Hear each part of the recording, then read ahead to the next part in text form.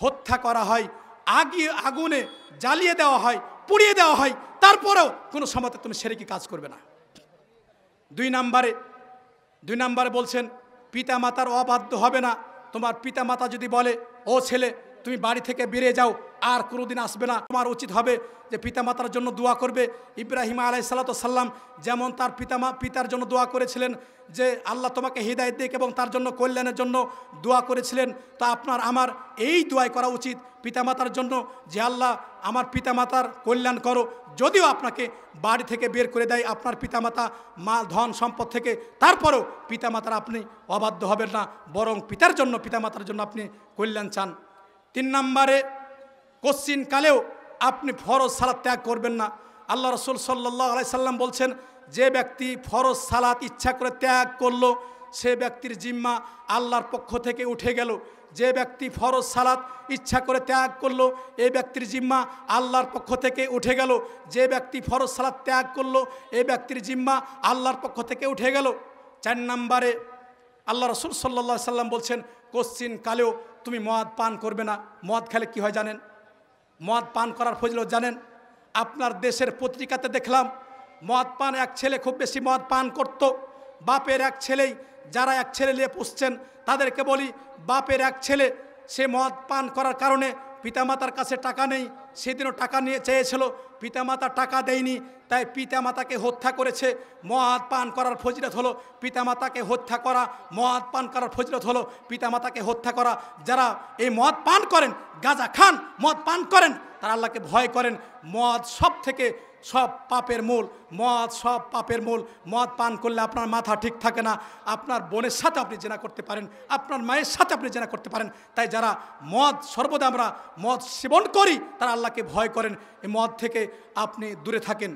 5 নম্বরে আল্লাহ রাসূল সাল্লাল্লাহু আলাইহি সাল্লাম ওসিয়ত করলেন ইয়াকা ওয়াল মাসিয়া, ভয় কর আল্লাহকে, তুমি কোশ্চিন কালেও পাপ কাজ করবে না, তুমি কোশ্চিন কালেও পাপ কাজ করবে না। পাপ থেকে নিজেকে রক্ষা করো, পাপ থেকে নিজেকে রক্ষা করো। কেননা পাপ করলে আল্লাহ রাগান্বিত হন, পাপ করলে আল্লাহ রাগান্বিত হন, পাপ করলে আল্লাহ রাগান্বিত হন। করোনা ভাইরাসের কথা আপনারা শুনেছেন। চীন দেশের যে বিষয়টি, চীন দেশ আলা সরকার অনেক মুসলমানকে মেরেছে, তাদেরকে মেরেছে এবং তাদেরকে আপনার জেলখানায় আটকে রেখেছে। আমার এক বন্ধুর কাছে শোনা যে মুসলমানেরা সেই চীন দেশে যদি যারা এমনকি পর্দা করলে আপনার দেশের পর্দা করতে দেয় না, বরং এমনকি সালাত পড়লেও তাদের কষ্ট দেয়।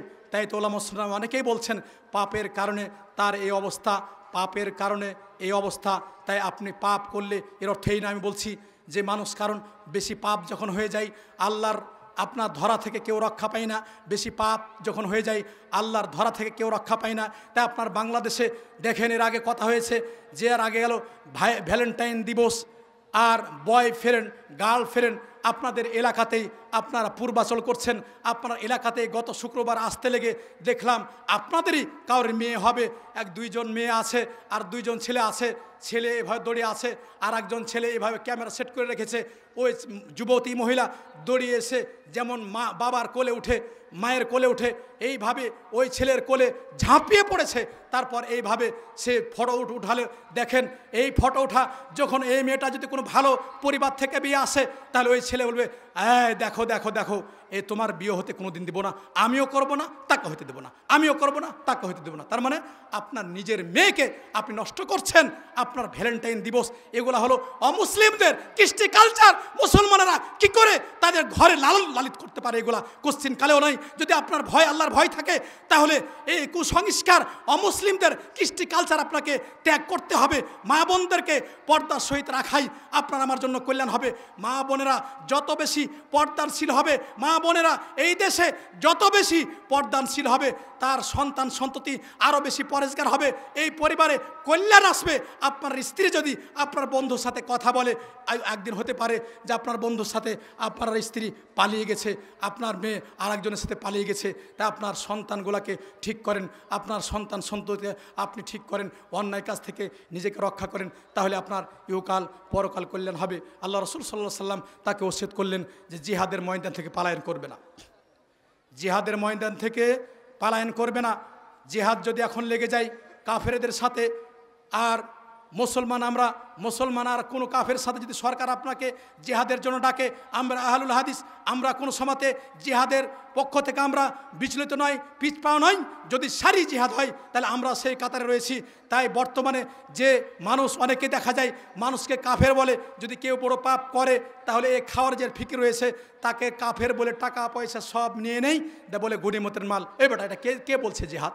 এই জিহাদ আমরা বলছি জিহাদ, সারি জিহাদ, যেটা যে শরীয়তকে আপনার আল্লাহ দিনকে এই দিনে সম্মানিত করা যেটা হয় সেটাই জিহাদ। তাই কিছু যুবক রয়েছে যারা আমরা বড় পাপীদেরকে আমরা কাফের বলি, এটা মূলত খাওয়ারজদের একটা ফিকির। তাই আমরা মানুষকে এমনিতেই আমরা কাফের বলবো না, বরং যে আমরা যদি কোনো সময়তে কাফেরদের সাথে সারি জিহাদ হয় তাহলে আমরা পিছপা হব না, বরং সেখান থেকে আমরা পলায়ন করব না। জি, তারপরে দেখেন মহামারী রোগ সম্পর্কে আল্লাহ রসুল সাল্লাল্লাহু আলাইহি ওয়াসাল্লাম বললেন 7 নম্বরে, তোমার এলাকাতে যদি মহামারী রোগ হয়, তোমার এলাকাতে যদি মহামারী রোগ হয় তাহলে তুমি এলাকা থেকে পলায়ন করো না, যেখানে মহামারী রোগ হবে সেখানেই তুমি থাকো। অন্য হাদিসে আয়েশা রাদিয়াল্লাহু তাআলা আনহা তিনি বলছেন যে আল্লাহ রাসূল সাল্লাল্লাহু আলাইহি ওয়াসাল্লাম বলছেন, যে এলাকাতে মহামারী রোগ হয়েছে আর এরা ধৈর্য ধারণ করেছে আর সেখানেই মৃত্যুবরণ করেছে, এরা শহীদের মর্যাদা পাবে। মুসলিম ব্যক্তি, মুমিন ব্যক্তি, তারা যেমন জীবত থেকেও কল্যাণ, মৃত্যুর পরও কল্যাণ। যদি মহামারী রোগ আপনার দেশে আসে আর আপনি মৃত্যুবরণ করেন তাহলে জানবেন আমার শহীদ মৃত্যু এটা। এই জন্য ভয়ের কোনো কারণ নেই। 8 নম্বরে আল্লাহ রসুল সাল্লাল্লাহু আলাইহি ওয়াসাল্লাম বললেন, উপদেশ দিলেন যে তুমি বখিল হয়েও না, তোমার স্ত্রী পরিবারের জন্য খরচ করিও। আপনার পরিবারের জন্য যতটুকু খরচ করার প্রয়োজন আপনি খরচ করবেন, বখিলতা করার আপনার কোনো সুযোগ নেই। আপনার পরিবারের জন্য টাকা পয়সা যা লাগে আপনি খরচ করবেন, তাদের জন্য আপনাদের খাওয়া পরা। আপনি দেখা যায় বাইরে গিয়ে ভালো কিছু খান, পরিবার জন্য নিয়ে আসেন, এটা কিন্তু আপনার ঠিক হয় না। আপনি ভালো কিছু খেলে যদি কোথাও যান তাহলে আপনার ছেলে মেয়ে রয়েছে, তাদের জন্য আপনি কিছু নিয়ে আসেন, আপনার এর মাধ্যমে আপনার কল্যাণ হবে। 9 নম্বরে আপনার বাড়িতে আদবের লাঠি থাকা লাগবে। আদবের লাঠি আছে আপনাদের বাড়িতে? আছে? কার বাড়িতে আছে আদবের লাঠি? আছে কার বাড়িতে? আপনার স্ত্রী যদি আপনার কথা না শুনে, তো শরীয়তে কিন্তু মারতে বলা হয়েছে। আপনি তাকে আগে কি করবেন?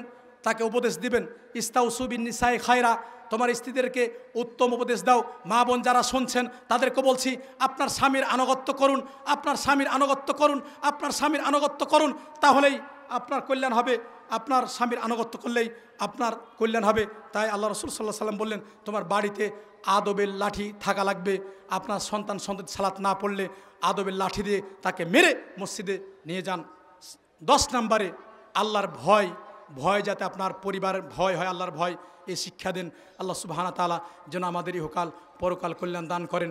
এবং আমরা এই যে মাহফিল যে ভাইরা করেছেন, আল্লাহ সুবহানাহু ওয়া তাআলা এই মাহফিলকে যেন কিয়ামতের দিন সাদকায়ে জারিয়া হিসেবে কবুল করেন। যারা টাকা পয়সা আরও সহযোগিতা করেছেন এদেরকে যেন আল্লাহ সুবহানাহু ওয়া তাআলা কবুল করেন, এবং আল্লাহ সুবহানাহু ওয়া তাআলা আমাদের যাতে ইহকাল পরকাল কল্যাণ দান করেন। ওয়া আখিরু দাওয়ানা আলহামদুলিল্লাহি রাব্বিল আলামিন। সুবহানাকাল্লাহুম্মা ওয়া বিহামদিকা আশহাদু আল্লা